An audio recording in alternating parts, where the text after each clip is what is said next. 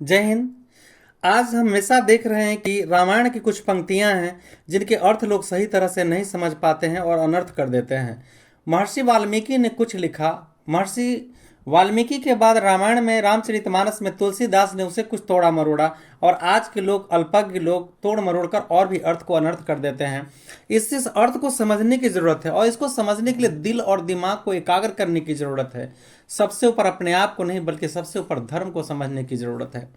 आइए एक पंक्ति का हम अर्थ बताने का प्रयास करें। सीता स्वयंवर में जो कहा गया है, रंग भूमि जब सिए पगुधारी, देखे सकल मोहे नर नारी।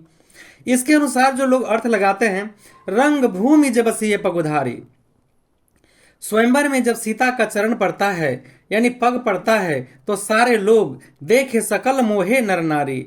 इसका मतलब कि उस रंग महल में उपस्थित सभी नर नारी उस सीता को देख के सम्मोहित हो जाते हैं। अब यहाँ अर्थ को अनर्थ कैसे लगाया जाता है?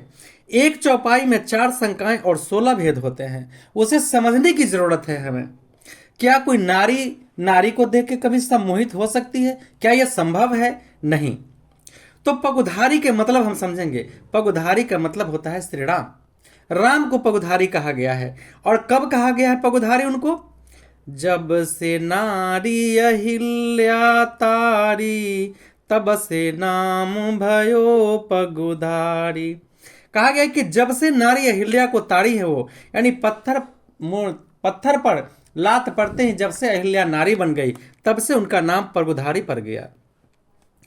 भृगु ने लात छाती पर मारी, तब से नाम परे पगुधारी। जब भृगु छाती पर लात मारते तब से भी उनका नाम पगुधारी होगा। तो एक चौपाई में 4 शंकाएं और 16 भेद होते हैं। हमें सभी चीज को समझने की जरूरत है। हम कोई चीज लिख देते हैं, उसका मतलब क्या होता है अनेक लोग गलत गलत अर्थ लगाते हैं, अपनी दिमाग लगाते हैं। तो सही चीज धर्मशास्त्र से जोड़ के देखिए। स्वार्थ सिद्धि को छोड़ के जब हम जन कल्याण की दृष्टि से किसी भी अर्थ को सोचेंगे तभी हमें सही अर्थ समझ में आएगा। और देखिए इसका अर्थ, रंग भूमि जब सिए पगुधारी, देखे सकल मोहे नर नारी। इसका मतलब होता है रंग भूमि में जब श्री राम पहुंचते हैं, स्वयंवर में जब श्री राम जाते हैं तो देखे सकल मोहे नर नारी। सभी नर हो या नारी उनको देखकर सम्मोहित हो जाते हैं। पूरा स्वयंवर सम्मोहित हो जाता है। स्वयंवर में उपस्थित तमाम लोग उनको देख के सम्मोहित हो जाते हैं। इतना उनमें तेज था। जय हिंद, जय बिहार।